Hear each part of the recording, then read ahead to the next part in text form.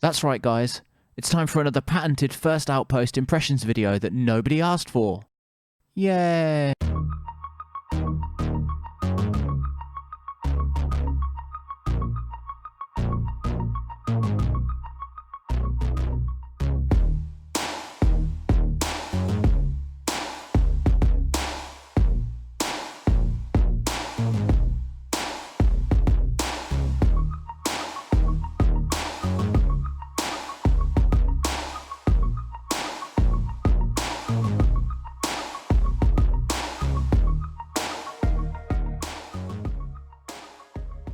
So today we're talking about Monster Hunter, specifically Monster Hunter Rise, which Nintendo recently released a playable demo for ahead of its full release on March 26th.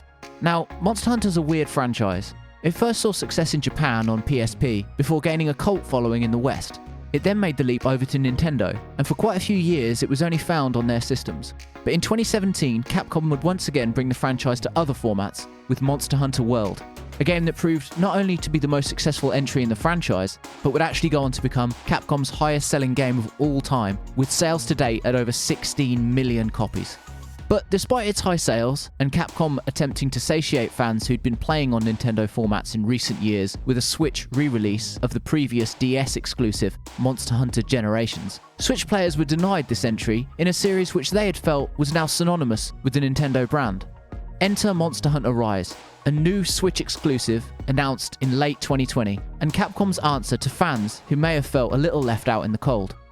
From a personal perspective, I should say right up front that Monster Hunter is one of my favourite franchises, and while I haven't yet gotten around to putting the time into Monster Hunter World, or its expansion Monster Hunter World Iceborne, that I'd like, I've already put literally thousands of hours into this franchise, starting with Freedom Unite back on PSP, and moving on to the DS with later entries.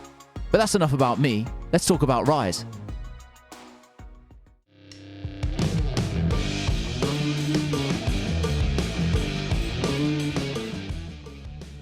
The demo features a general tutorial, a tutorial on the new monster riding feature, and 2 hunt quests. One easy, which requires slaying a great Izuchi, a standard raptor-like creature akin to the opening hunts in most Monster Hunter games, and one intermediate, which requires you to slay a Mizutsune? A Mizutsune, a more challenging foe which takes the form of a reptilian water dragon thing. All of this takes place on one large map, which has a day and night cycle, plenty of nooks and crannies to explore, and a variety of other monsters roaming around if you fancy some extra challenges. Also, as is often the case with Nintendo demos, you are limited to 30 quests for this trial, and some items and progress will carry over to the full game. When it comes to available weapons, everything on offer has been seen before in other Monster Hunter games, but for the uninitiated, these include the Greatsword, the Longsword, the Sword and Shield, Dual Blades, Hammer, Hunting Horn, Lance, Gun Lance, Switch Axe, Charge Blade, Insect Glaive, Light Bowgun, Heavy Bowgun, and Regular Bow. And while I don't have time to go into every weapon and its playstyle right now, just know that if you don't main Greatsword, you're a fucking loser. As always, in the interest of being as thorough as possible, before giving my thoughts, I've completed all tutorials for some reason, despite literally being thousands of hours into the franchise at this point, completed both hunts, and also hunted all other available monsters in the demo. So with all of that said, how's Monster Hunter Rise looking?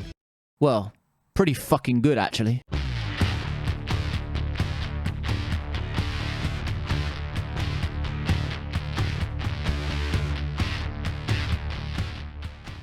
So let's talk visuals first. Rise is the first game on Switch, at least to my mind, that has been made entirely in Capcom's RE engine. While I initially had my concerns about how this would work on Switch's less powerful hardware, given the engine's usual focus on high graphical fidelity, even months out from release, it looks like I needn't have worried. Rise is by far the best looking Monster Hunter game we have seen on Nintendo hardware, and is second only to Monster Hunter World when it comes to visuals. Environments are lush and dense with foliage, water, and other structures and details that really make the map feel alive.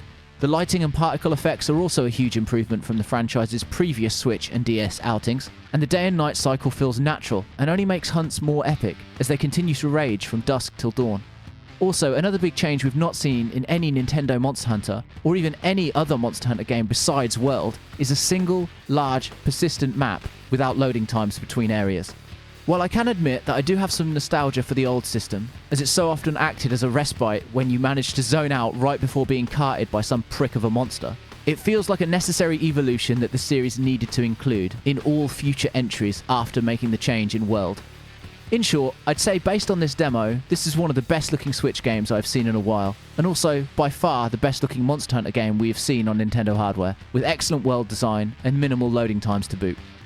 Sound is also solid, with a nice mix of old classic Monster Hunter noises that many will expect, and crunchier weapon sounds and shrieking monster calls. Really, the only complaint I have in this area is that your hunter seems to talk now, and does so quite a lot. It's a small complaint, and one I barely notice, but it can be a little annoying in places.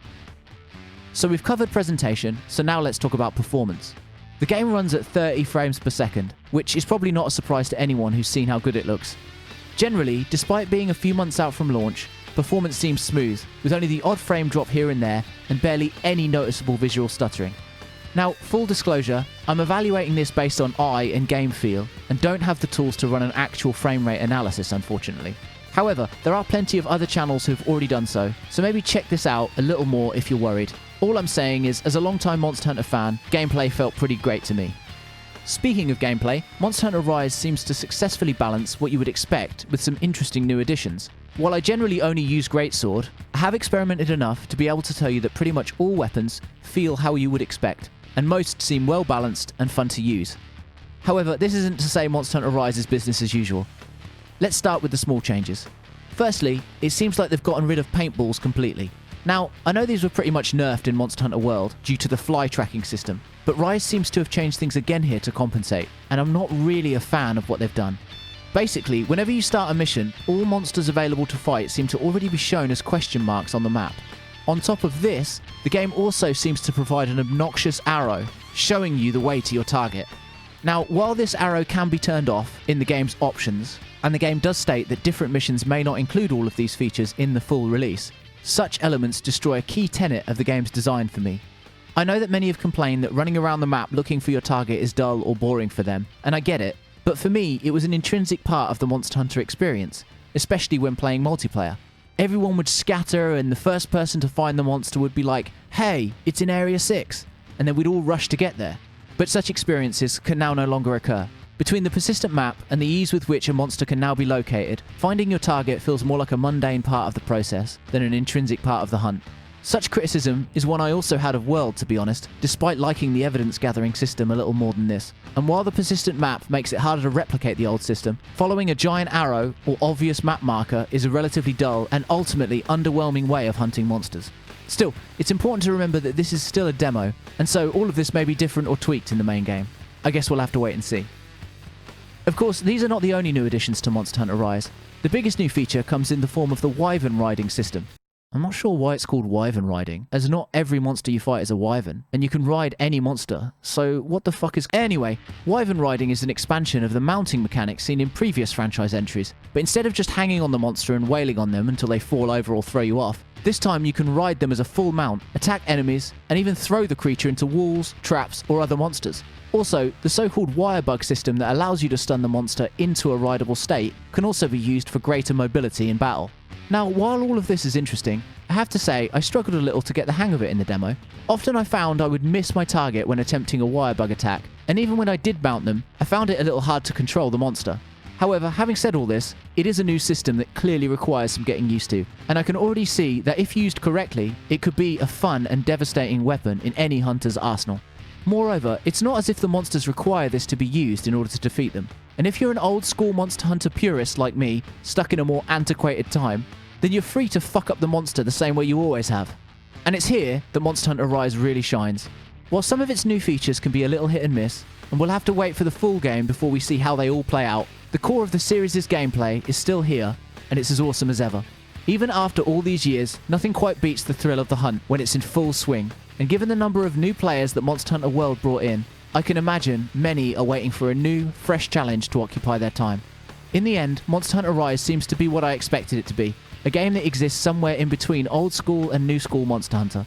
It looks and feels better than Generations Ultimate, but a little worse than World, and adjusts its features to feel more akin to an evolution of the Nintendo Monster Hunter series formula. As always, time will tell, but I for one have my pre-order secured for what is looking to be another glorious time sink when it launches on March 26th, worldwide. And until then, I would implore any fan or newcomer to check out this demo. Put simply, it's fucking awesome.